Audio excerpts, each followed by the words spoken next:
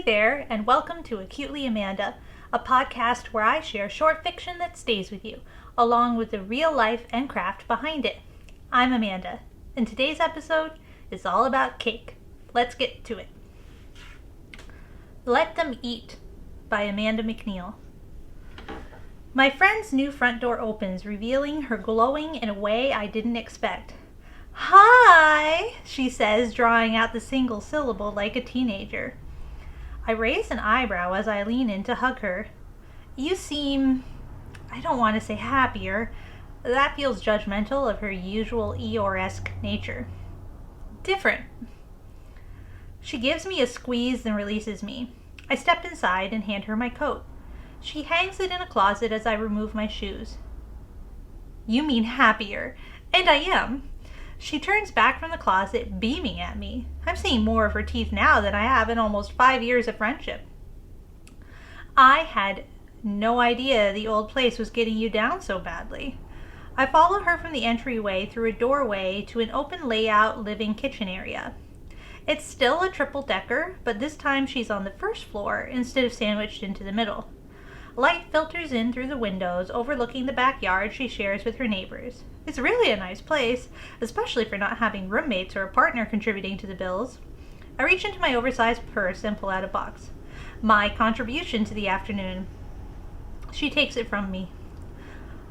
"Oh, what a lovely sounding rooibos, thank you." She sets it on the vinyl counter and starts the tea kettle going. "Can I be honest with you?" "Always." I sit on a bar stool next to the island. Her fluffy two-seater couch rests in the living area, backed by bookshelves and a reading light.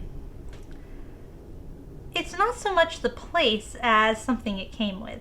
There's some clinking as she selects mugs for the tea and places them on the island. I rack my brain, considering what could possibly bring this much joy that comes with a rental unit. In-unit laundry? It has that, but no. A dishwasher? Doesn't have one. I tap a finger to my chin, and she sets a toaster in front of me. "A toaster?" She hands a fork and a cake knife to me. "Go on." "This is cake?" She nods. "Like in one of those reality shows?" "Yup." "No way."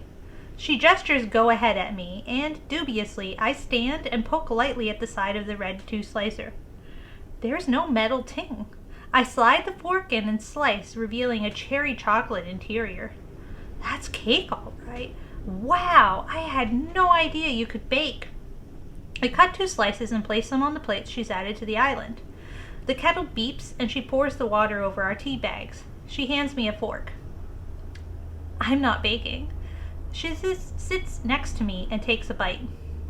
"So," I slap my hand to my forehead. "Of course, you've met someone who bakes." I smile as I take a bite. It has a spongy texture offset perfectly by the gooiness of the cherry. Sort of. Sort of? How do you sort of meet someone? Or someone who sort of bakes? Because this isn't a sort of cake. It's an amazing cake, shaped like a toaster. It's the apartment. The what? The apartment. I sit down my fork and open my mouth to speak, but I can't think of anything to say, so I close it again. Or, well, the microwave. The microwave. You've been microwaving cakes? Like this? I like to give the microwave the credit. This is phenomenal. You should go on the Food Network. They'd never believe me. You just show them. It's not the sort of thing you show the whole world. It is something you show a friend, though. She goes to her living area, takes a book off the coffee table. She brings it back to the kitchen. Watch. Flabbergasted I do as she places the book inside her microwave, then hits the cook button. "What are you doing?" I stand up. "It's gonna catch fire." I reach a hand for the microwave's door, but she stops me. "No, it's going to turn into cake." I sit back down on the stool. At least I'm around for my friend's weird breakdown so I can save her from the inevitable fire. We wait in awkward silence until the microwave dings. Its display panel reads in all caps, "Food ready!" The buttery vanilla scent of cake wafts out. She opens the microwave door and places the book on the counter. Taking the same cake knife, she slices into it. It's vanilla this time, with rainbow sprinkles. My jaw drops open. How? No idea. Does it turn everything into cake? Only non-food items, and only if you place them in there without any food. How did you even figure this out? I had one of those microwavable heating pads shaped like a cat. My back hurt, so I put it in. When I pulled it out, she waves her hand at the 2 cakes in front of us. Cake? Was this your actual toaster? Yes. You don't want toast anymore? Why am I asking her about toast? I just ate something that magically turned from a toaster into cake. Why would I have toast when I can have cake? I sit in silence, pondering that. Why indeed? It's like all my life I've denied myself desserts and treats, but this apartment said, let yourself eat cake.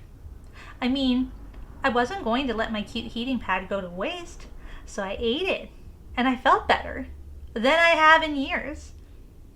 Is this really cake? Yes, I took it to a lab and had it analyzed to be sure. It's just cake. She reaches a hand out, taking my own in hers and squeezes it. I'm finally letting myself eat cake, and it's really good. A tear glistens in her eye, and I squeeze her hand back. We sit in silence together, eating the 2 types of cake. The end. Fantasy fiction is all about stepping into the impossible, worlds filled with magic, mythical creatures, and extraordinary adventures.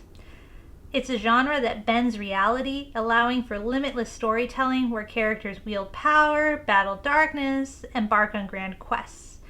But beyond the dragons and spell work, fantasy is also a space where we can safely explore real-world struggles, including mental health. One of the most powerful things about fantasy is distance. It lets us see difficult emotions and experiences through a lens that feels safer, less raw. Instead of directly confronting depression, trauma, anxiety, eating disorders, we might meet them as shadowy creatures, curses, or internal battles fought with sword and spell. By framing mental illness as something external, something to be fought, fantasy offers a perspective that feels both validating and empowering. At the same time, fantasy stories often center around resilience. The hero's journey isn't just about defeating a great evil, it's about transformation. Characters who struggle, fall, and rise again reflect the reality of living with mental illness. They remind us that strength isn't about never breaking, it's about finding a way to keep going, whether it's a warrior battling self-doubt or a sorcerer reclaiming their lost magic. These narratives echo the everyday battles of real people dealing with grief, anxiety, or depression. Fantasy also provides something just as vital as metaphor: escapism. When the real world feels overwhelming, stepping into another reality can be a relief. It doesn't mean ignoring problems, it means taking a breath, allowing ourselves space to process and recharge. Sometimes, reading about a magical microwave that knows you should let yourself eat cake sometimes and simply delivers it to you is just the relief you need. Ultimately, fantasy fiction doesn't just transport us, it transforms us. It helps us recognize our struggles, gives us new language to describe them, and reminds us that even in the darkest moments, there's always a way forward. Whether we see ourselves in a warrior facing their fears, or an everyday person whose life is touched by magic, fantasy reminds us that our battles don't define us, our ability to keep fighting does. This microfiction had 2 pieces of inspiration to it. One of them was that I had moved into a new apartment with my spouse, and that came with a microwave that always boldly announced in all capital letters, "Food ready," even when it wasn't food I had placed in it. So like I might have put a cup of water in or my heating pad in. And it made me start to wonder, what if it really did make anything I put into it into food? Now, at the same time, I was reading a piece of nonfiction about eating disorders and the women's experiences in Western culture with eating disorders. That is something that comes very close to my heart because I have struggled with disordered eating in my own life, and I've also known plenty of women who had also struggled with that in their lives. And I just started to think about what it would be like to have your own house tell you, just eat the cake. Just let yourself have a piece of cake. And if you're wondering what the book was that I read at that time, it was called Dead Weight Essays on Hunger and Harm by Emmeline Clein. And it is pretty academic and dense, so just letting you know that before you go pick it up if that is something that might appeal to you. So sometimes it just takes a little bit of fantastical exploration to help you imagine a what if. And in the case of this, it was a what if of something external that wasn't a person telling this person, just let yourself eat the cake. And that being the breakthrough that she needed. That's it for this episode of Acutely Amanda. If you enjoyed this story and discussion, drop a like and let me know what resonated most in the comments if you're on YouTube. Don't forget to subscribe on whatever platform you're on. And if you'd be interested in some of my longer form writing, check out opinionsofawolf.com/publications. Thanks for watching or listening. See you next time. Bye.